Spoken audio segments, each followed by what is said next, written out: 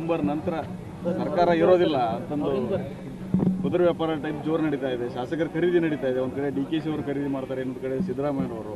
ನೋಡ್ರಿ, ಈ ರಾಜ್ಯದಲ್ಲಿ ಭಾರತೀಯ ಜನತಾ ಪಕ್ಷದವರಿಗೆ ನೇರವಾಗಿ ವಿಧಾನಸೌಧದಲ್ಲಿ ಕುಂದ್ರಕ್ಕೆ ಒಂದು ಸಾರಿಯಾರು ಜನ ಈ ರಾಜ್ಯ ಜನತೆ ಅವಕಾಶ ಮಾಡಿಕೊಟ್ಟಿದ್ದಾರೆ. ಯಡಿಯೂರಪ್ಪನವ್ರು ಬಂದರು ಹಿಂಬಾಗಿಲಿಂದ ಸಮ್ಮಿಶ್ರ ಸರ್ಕಾರ ಅಲಯನ್ಸು ಮುಖಾಂತರನೇ ಬಂದರು. ಕಳೆದ ಸಾರಿ ಸರ್ಕಾರ ಮಾಡಿದಾಗ ಮುಖ್ಯಮಂತ್ರಿ ಆದಾಗ ಏನು ಮಾಡಿದರು? ಕಾಂಗ್ರೆಸ್ ಶಾಸಕರನ್ನ ಖರೀದಿ ಮಾಡಿ ದುಡ್ಡು ಕೊಟ್ಟು ಖರೀದಿ ಮಾಡಿದ್ದೀವಿ. ರಾಜ್ಯದ ಜನತೆಗೆ ಗೊತ್ತೈತಿ, ಖರೀದಿ ಮಾಡಿ ಸರ್ಕಾರ ಮಾಡಿಕೊಂಡ್ರು. ಅದು ನಿಶ್ಚಳ ಬಹುಮತದಿಂದ ಅಲ್ಲ, ಇದು ಜನರಿಗೆ ಗೊತ್ತಿದೆ. ಅವರು ಅಧಿಕಾರ ಯಾವತ್ತೂ ಬರೋಕ್ಕಾಗೋದಿಲ್ಲ ಈ ರಾಜ್ಯದಲ್ಲಿ, ಅದು ಗೊತ್ತಾಗಿದೆ. ಅವ್ರು ಏನಾದರೂ ಕುತಂತ್ರ ರಾಜಕಾರಣಿನೇ ಮಾಡಬೇಕು. ತಂತ್ರ ಕುತಂತ್ರ ಇದನ್ನು ಹುಡ್ಕೊಂಡೇ ಬಂದಿದ್ದಾರೆ ಅವರು. ಇವತ್ತು ಅದೇ ತಂತ್ರವನ್ನು ಹುಡ್ತಾ ಇದ್ದಾರೆ. ನಾವು ಬರೋಕ್ಕೆ ಸರ್ಕಾರ ಬೀಳುತ್ತೆ ಅನ್ನೋದು, ಅಲ್ಲಿ ಯಾರನ್ನೋ ಎತ್ತಿ ಕಟ್ಟೋದು, ಅಲ್ಲಿ ಸರ್ಕಾರ ಬೀಳಿಸೋದಕ್ಕೆ ಇವರೇ ಪ್ರಯತ್ನ ಮಾಡ್ತಾ ಇದ್ದಾರೆ.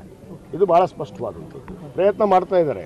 ಈಗ ನೋಡ್ತಿದ್ದೀರಿ, ED ದಾಳಿ, CBI ದಾಳಿ ಇವೆಲ್ಲ ಯಾಕೆ ಆಗ್ತಾ ಇದ್ದಾವೆ? ಇದು ಹೆದರಿಕೆ, ನಮ್ಮ ಶಾಸಕರಿಗೆ ಎದುರಿಸೋದು.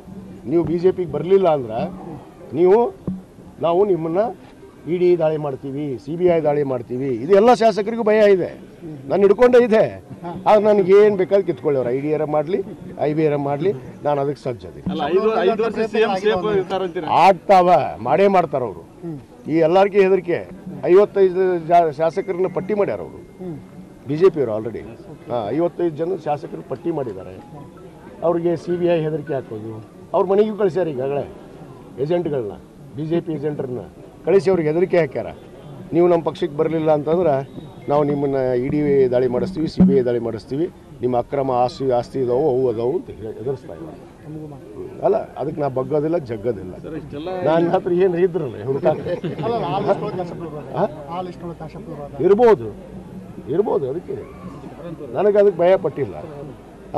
ಅವ್ರು ಮಾಡ್ತಾ ಇದ್ದಾರೆ, ನೀವು ನೋಡ್ತಾ ಇದ್ದೀರಿ. ಈಗ ನಮ್ಮ ಮೊನ್ನೆ ಬಳ್ಳಾರಿ ನಮ್ಮ ಶಾಸಕರ ಮೇಲೆ ಮಾಡಿದರು, ಭರತ್ ರೆಡ್ಡಿ ಮೇಲೆ ಮಾಡಿದರು, ನಮ್ಮ ತುಕಾರಾಮ್ ಮೇಲೆ ಮಾಡಿದರು. ಇವೆಲ್ಲ ಮಾಡ್ತಾ ಇದ್ದಾರೆ. ನಮ್ಮ ಇವ್ರ ಮೇಲೆ, ಯಾರು ನಮ್ಮ ನಾಗೇಂದ್ರ ಅವ್ರ ಮೇಲೆ. ಇವೆಲ್ಲ ಉದ್ದೇಶಪೂರ್ವಕವಾಗಿ ದ್ವೇಷ ರಾಜಕಾರಣ ಅಂತಾರೆ, ಇದಕ್ಕೆ ಕುತಂತ್ರ ರಾಜಕಾರಣ ಅಂತಾರೆ. ಅವ್ರ ತಾಕತ್ತು ದಮ್ ಇದ್ರೆ ಜನರ ಮಧ್ಯೆ ಬರಲಿ, ಮತ್ತೆ 28ಕ್ಕೆ ತೋರಿಸ್ತೀವಿ. ರಾಜಕೀಯ ವಿದ್ಯಮಾನಗಳ ಮಧ್ಯೆ CM ಅವರು 5 ವರ್ಷ ಪೂರೈಸ್ತಾರೆ ಅಂತ ವಿಶ್ವಾಸ ಇದೆ ಸಮರ್ಪಕವಾದ ನಾಯಕರು, ಅದರಲ್ಲಿ ಎರಡನೇ ಮಾತಿಲ್ಲ, ನಿಭಾಯಿಸ್ತಾರೆ. ಇನ್ನಷ್ಟು ಅಪ್ಡೇಟ್ಗಳಿಗಾಗಿ ಫಾಲೋ ಮಾಡಿ ವಿಜಯ ಧ್ವನಿ ನ್ಯೂಸ್.